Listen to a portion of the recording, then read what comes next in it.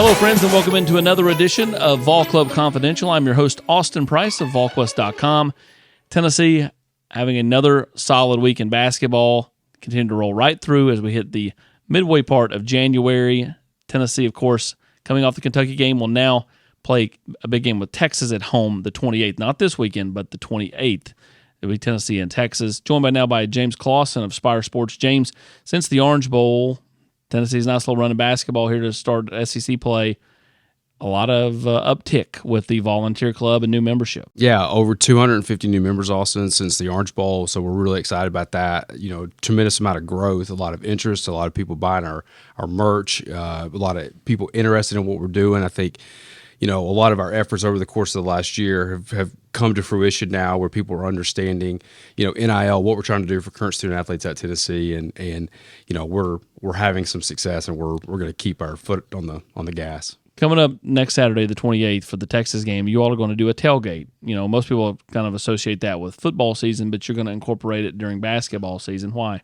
Yeah, so, you know, our fans love to tailgate. You know, it's kind of a culture in the SEC, and our basketball team is really good, you know, top 10 team. Sure. Baseball is great too, right? And so we're really good all year round in a lot of different sports, and we just thought, hey, let's do something kind of different, and we're going to do it indoors. And so, but it'll be a fun experience for fans. We'll have some football players in attendance. The game's at 4:00, so we can tailgate the afternoon, go to the game, and we'll see how it goes. But we're excited about it. Tennessee basketball continues to roll right along. Tennessee baseball right around the corner, and before you know it, it'll be spring football time, and who knows, getting ready for Tennessee football coming up in the fall. Now tonight's main attraction, we'll stick with football, and as Tennessee defensive coordinator, Tim Banks. Austin, how you doing, brother? Hey, man. Good to see you. Absolutely. Coach Banks, Detroit native, 51 years old. I know you probably don't want to highlight the age, but at the same time, you grew up when Detroit had some really cool moments in sports, whether it was, you know, Cecil Fielder with the Tigers, you know, the Bad Boys with the Pistons. Absolutely. How much fun was that growing up in Detroit, you know, during kind of a heyday where they were really good professionally? Absolutely. Both were good, but you left out my Lions, right? Billy Sims was there you go. pretty good then, and Barry Sanders. But, yeah, it was great. You know, Detroit's such a, you know, blue-collar state. And or city, I should say, and you know the whole state of Michigan is blue collar, and you know having a chance to see the World Series, or at least you know be a part of. I remember going downtown, you know, for the parade, you know, and being a part of that was awesome. And you know, you talk about the Bad Boys, and you know how it just really took over the city, and everybody had such pride, you know, and hard work and you know toughness. It was awesome. You know, I had a really good childhood. You know, my mom, my dad, you know, my siblings. You know. I don't have any complaints about my childhood, and it was great, you know, obviously in the heyday of some of those sports. When did you know you wanted to get into coaching, teaching, being kind of a builder of young people? Yeah, that's a great question. I didn't know right away, you know, just like most young people, I thought I wanted to have an opportunity to play in the NFL. Sure. But nobody was looking for, you know, undersized corners that ran just okay. So I had to figure out another path. But, you know, honestly, you know, it was one of those things. I was in grad school, and, you know, every day I would come in, during the class, one of the GAs at Central Michigan would come in. I would ask him how practice was going. And one day he just finally said, hey, man, you need to think about coaching. You're so concerned about what's going on every day. You really should think about this thing. And I hadn't, quite honestly. And, you know, I was married at the time, which is a whole nother story. But I can remember going home and telling my wife, you know what? Maybe I will give this coaching thing a chance. You know, I wasn't sure how to become a GA. I probably sent out over 100 resumes to Division II schools, all the MAC schools. I didn't know. I got 2 responses back, you know, one from a D2 school and one from the University of Louisville, if you can believe that. They both said no, by the way. But I did get some responses. And sure enough, Bowling Green had an opportunity late, you know, like right around I guess it would have been going into the summer. They were getting ready to start spring ball, I should say. And the guy they thought was going to be the GA couldn't get in school. And they were scrambling. And they reached out to my head coach and asked, was I still interested in being a GA? And, you know, the rest is history, man. So it's been a great ride. You know, like I said, I've been married since 1994. So my wife's been on that journey with me. And like you said, you know, it's not like playing, but it's definitely the closest thing to it. What characteristics from your playing career do you still feel like are with you as a coach? Once again, another good question. I think just the intensity, and the focus. I was always focused. Again, when you don't have, some of what people would consider God-given traits, I feel like I made up with toughness and focus and intentionality, so to speak. And I think I bring the same thing to the coaching profession. I'm very intent, very purposeful, with the things that I'm trying to get accomplished. And I think it's bode well for me so far in my career. You look at your career, you've coached a little bit of everything. You coached linebackers, you coached running backs even. Yeah. Of course, obviously the secondary. I know the secondary comes natural to you, but, most challenging, was it running backs? Was it just, flipping it to the offensive side? Or? Absolutely. Gary Blackney gave me my first start in the coaching profession. And I'll never forget, we're at the coaching convention and he's jogging and me and one of my buddies were coming in and he said, "Hey, young fella, I need to talk to you." At that time, I was coaching D2 ball at Ferris State, who just won a national championship, by the way. And he says, "Hey, I may have an opportunity for you." Oh, so I was so giddy. I was so excited. I'm going to go back to Bowling Green and coach the corners. He wanted me to coach running backs. I had never coached an offensive side of the ball in my life. And I remember telling my wife, I'm not sure this is what I want. Well, she took care of the bills, and she said, "No, this is what you want. You're going to take this job and have an opportunity." So I ended up taking the job, and it's probably the best thing I've ever done, because it gave me an opportunity to see football from a different lens, obviously from the protection standpoint, just, how they want to attack different defenses. To be honest with you, I still use it to this day. So was it challenging? Absolutely, because it was so foreign to me. But at the same time, I think it really springboarded me, in terms of, becoming a coordinator. Jerry Mack, really lucky he moved back to the defensive side of the ball. Who's had the biggest impact on you from a coaching standpoint? Listen, it's so many people. And I mean that, I'm not trying to be coy, from, again, Gary Blackney, who gave me my first start at Bowling Green, to Steve Spagnuolo, who I worked under as a GA, to even, lately, Coach James Franklin, who I've known him since, we worked together at the University of Maryland. So I've tried to take some from everybody that I've been around, whether, it was a D2 school or whether it was a MAC school. I think everybody has some value, even the high school guys that I meet, I'm always trying to learn. And, anybody that I've worked with or, come in contact with and we've talked football, I've always taken something from them. I look at this year's team, and I don't know if if there's been any greater improvement than the defensive side. I mean, you had 13 games, 10 of which the opponent scored less than 30 points. And in today's modern-day college football, I mean, everybody's scoring, right? Sure. You guys got off the field a lot this year compared to last year. Mm-hmm. Where do you think the biggest growth was? Is it just everybody being a year older? Because you really had kind of the same personnel. It wasn't like you incorporated a bunch of new players. Yeah. I think it's a combination of such, kind of combination of both. Us getting a little bit older, we're becoming more familiar with our personnel. Again, we try to pride ourselves in playing to their strengths. But again, all the credit goes to our players, just the way they stuck with it, the way they competed during the off season. We identified what we considered, some liabilities, and the kids really worked on it, to make sure that, we can make some adjustments. So they played well. I tell guys all the time, the reality of it is in this day and age, with the high octane offenses you're going to see week in and week out. And quite frankly, even, having one of the top offenses in the country on our side, teams know going into the game that they're going to have to try to outscore us to have an opportunity. So where they might be a little bit more conservative based on some of the other opponents, we don't get that. We're going to get everybody's best shot, and everybody's going to do whatever they can to try to, score points and score them in bunches. So to our kids' credit, they never flinch. They got better week in and week out, and I'm super proud of them. When you're the defensive coordinator and you get a team on three, get them off, you think you got them off the field on third down, then they go for it because they are trying to keep pace with the offense. Absolutely. Is that like, we just stopped them, because I can imagine, I sit there and watch the game as a media guy, or if you watch it as a fan, you're like, man, they got the field. And then all of a sudden it's like, this guy's going to go for it from the fourth down from the 50-yard line. Right. Yeah, that's the day and age we live in right now, and it just compounded because of our type of offense and how well they play on offense. So teams know they're going to have to take some necessary chances sometimes, or calculated chances, whether. But at the end of the day, I think that's kind of part of our secret sauce. We don't flinch on that stuff. We just go out and play. If they're giving us another down to play, then we're going to do our best to win that down. And for the most part, our guys did a really good job doing that. You like to bring pressure. Absolutely. Is the greatest. Offensively, I'm a huge fan. Everybody knows this, of the wheel route. The wheel route's always open. Defensively, I love the corner blitz. Yeah. Do you like that? Is that kind of your Yeah.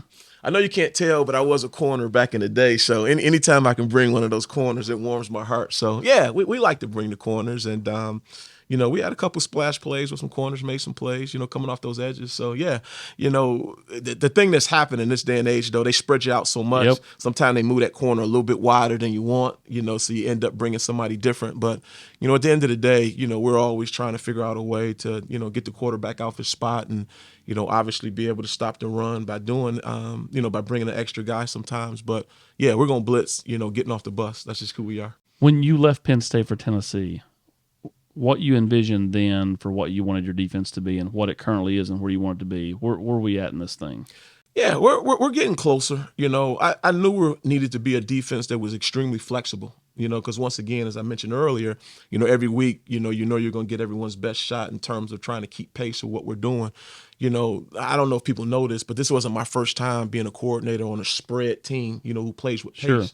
Sure. We're actually, back at Central Michigan, probably one of the first teams in the country that played, with pace. We played with a bunch of snaps. So I learned early as a coordinator, you got to be able to manage the games. People point a lot to, our pass defense. And the reality of it is, we could do different things to drop aid or, but we can't allow teams to run the ball and control the clock, which takes away from our offense. So we're always going to put our guys in the best situation to play great team football.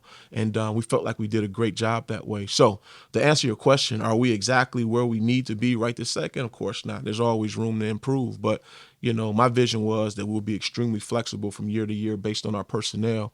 And we did that. We made the adjustments from the year 1 to year 2, and I'm sure we'll make even more adjustments next year based on our personnel. Not every defensive coach wants to play with an offense that goes at this pace, but you kind of embrace that.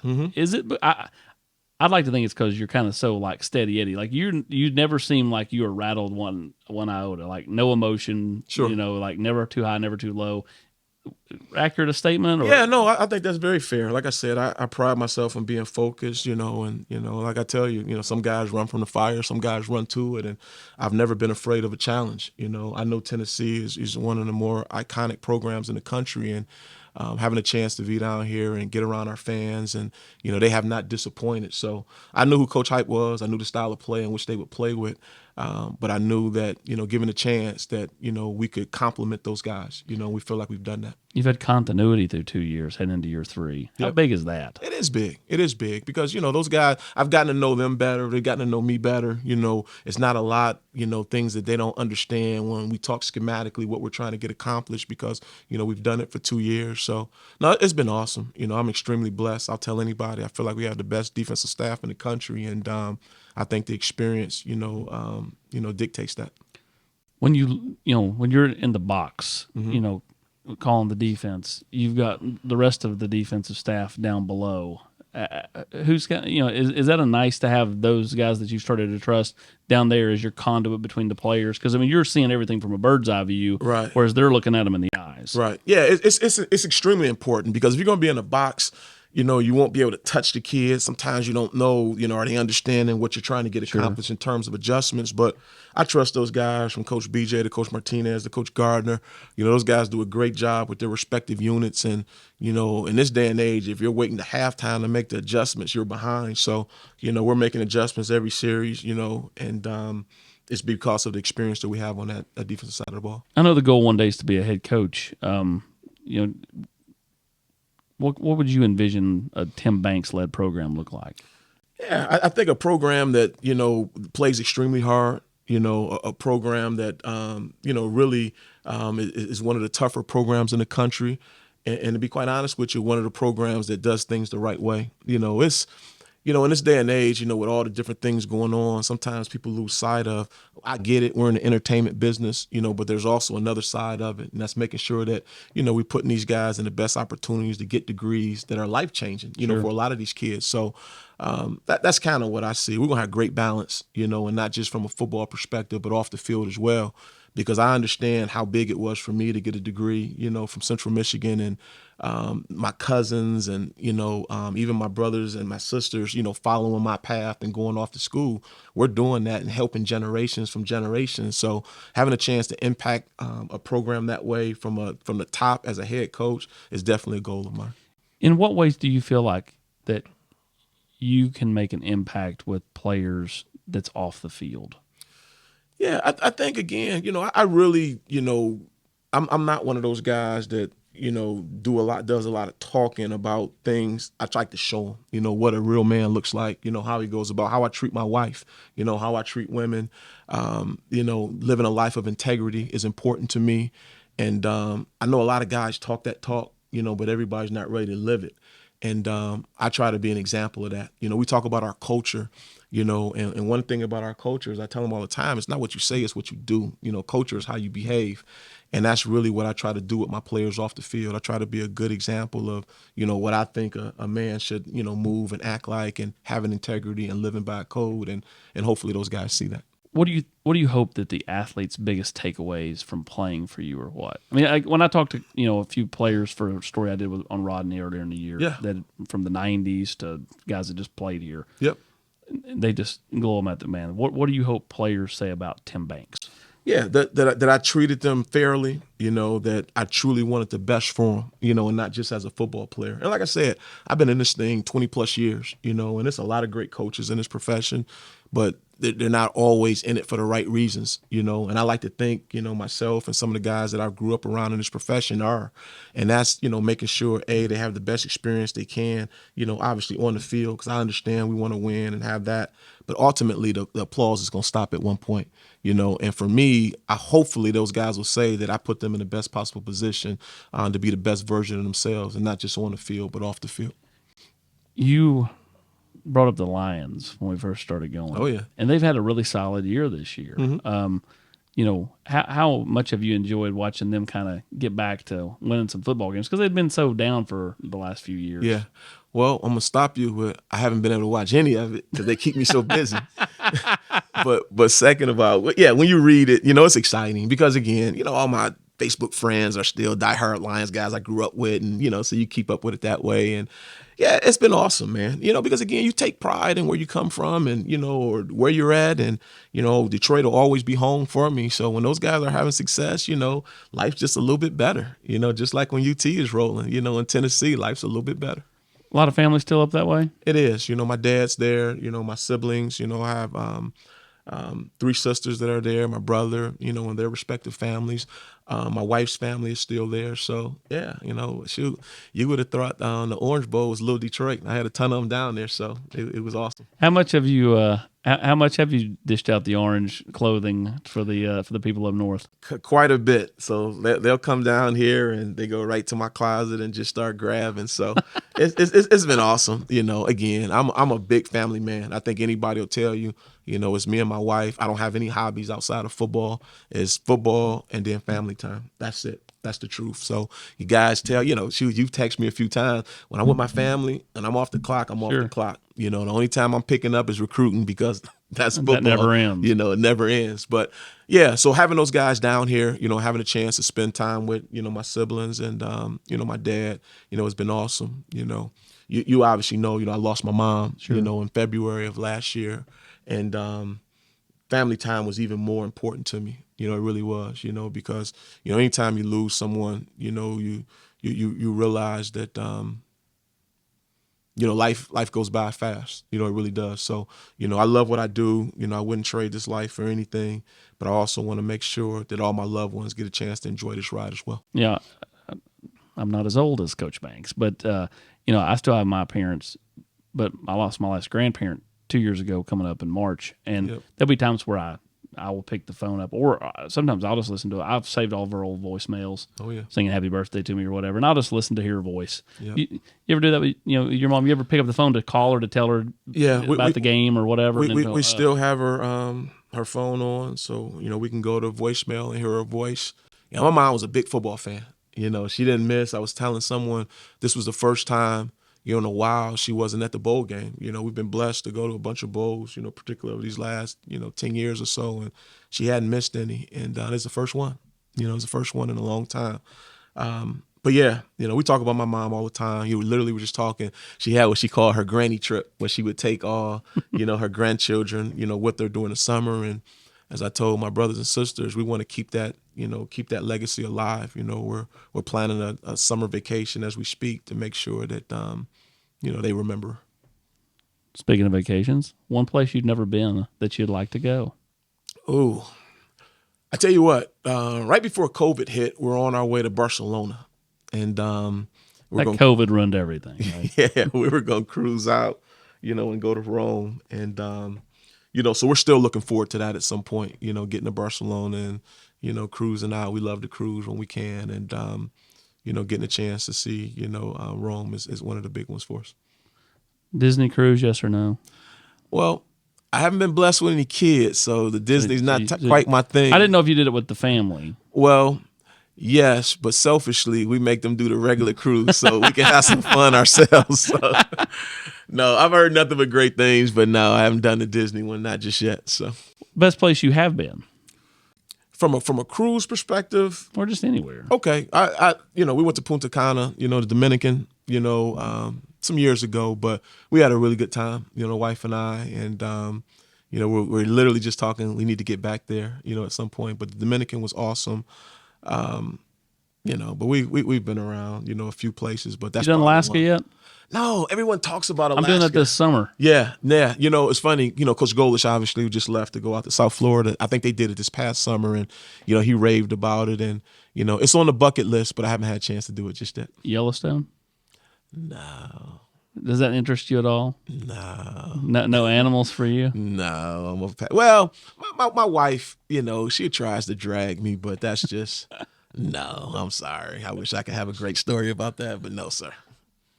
Mackinac Island in Michigan. Oh yeah, big fan. Yeah, I like Mackinac Island. I do. We've got up north a few times. It's funny. Of course, when you play at Central Michigan, you got a lot of Yoopers and guys from up that way. So I hadn't been up there before until I got out of college, ironically. But yeah, it's beautiful, particularly in the summer. When you look at towards next year's defense, you got a lot of nice young pieces, whether it be coming in from the recruiting class or that group of Tyree West and Josh Josephs and Elijah Herring and some of those players that were freshmen this past year. Yep. How do you get those to take a big step this spring? Yeah, because for that group especially, it's it's go time. Absolutely, yeah, they're on the clock now. I tell guys all the time, it's one thing to be on the bus, it's another thing to be driving the bus. So some of these young guys are gonna have opportunity to drive the bus. So how do you get that done? I think number one, as we get back to it, we'll identify, obviously the things that we did well, but where are the things that we can improve on, and not just overall schematically, but from player to player. So once we get a chance to deep dive into that, we'll let those kids know exactly where they are, what they need to improve on, and more importantly, how they improve on it. So it's not just, spring ball, but it's winter conditioning, it's film study, and then obviously you take it to the spring, and you kind of hit the ground running. All right, let's go rapid fire. One question or one word answers. Greatest of all time, basketball. Ooh, LeBron James. Greatest Piston of all time, not named Isaiah Thomas. Ooh. I would have to go with, my dad will kill me for saying this, but Joe Dumars. I like Joe Dumars. Mm-hmm. Best thing about Knoxville that you didn't know before you got here? Wow. Just how nice the area is. I played against these guys a couple times, but you kind of roll in and roll right out. But, this isn't no sales speak, but, college feel, but has city amenities, freaking awesome. I had no idea the city amenities were here. How often do you hear that from recruits? Because I've heard that for years. Like, I didn't know it's a city. And I'm like, what do you think? Well, I thought it was going to be cow fields. You know what I mean? Like all the time. But I was that guy. That's what I thought. I had no idea. That's what you were telling the recruits to not come here. They didn't listen, though. No, this town is awesome, man. Because, again, I knew coaches that coached here. Sure. And they all said the same thing, like, bro, you're going to love it. And I'm like, okay, man, I coached at a lot of places. And, No, this is the real deal. It's a great town, great people, passionate about football. And like I said, it's just me and my wife and, certain things we got to have. And that's some nice restaurants. I love Smokies downstairs. It is awesome, but I like to get out a little bit as well. Foodie, what favorite place to eat in town? I won't say best, favorite place to go. If you had a date night with the wife, where are you going? This is not unique to Knoxville, but we love Firebirds. You don't know what Firebirds is? Oh, I do. I know what Firebirds is. We love Firebirds. I eat at Walk-Ons all the time. It was right beside of it. Yeah, Walk-Ons is good too, but Firebirds is our spot. Every Thursday we're in there. That's my deal. No kidding. What do you get? Burger, baked potato. Is this thing live? And some chocolate cake. With vanilla ice cream. With vanilla ice cream. You know the meal. Oh, that's yeah. Exactly right. You got to have it. That's you got to have that. Meal. Love it. When you for your wife, how much does she love Knoxville? Because the one thing is, coaches, yes, rave about it, but it's the wives. The wives never want to leave. No, you're exactly right. Because it's got enough of a city where they and it's close enough to an Atlanta or a Charlotte that they could run to, but it's also not too like in your face. That's right. No, she loves it. She absolutely loves it, and we've been at some places where she liked it, and it's where you work. But it's not like that here. Now she genuinely likes it here. We've like I said, we've been blessed to be at a lot of great universities, but to be at a great university where you have a chance to win and win big, and you also love where you're living, we can ask for a better opportunity here in Knoxville, and my wife would second that.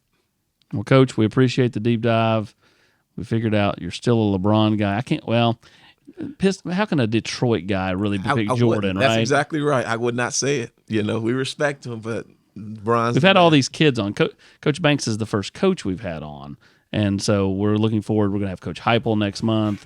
We're going to have Coach BJ, Brian Jean-Marie, or for the rednecks like myself, Brian Jean Mary. He'll be on next week. I'm a redneck. So we appreciate the time, man, and good luck heading into spring practice. Okay. Absolutely. Appreciate you guys.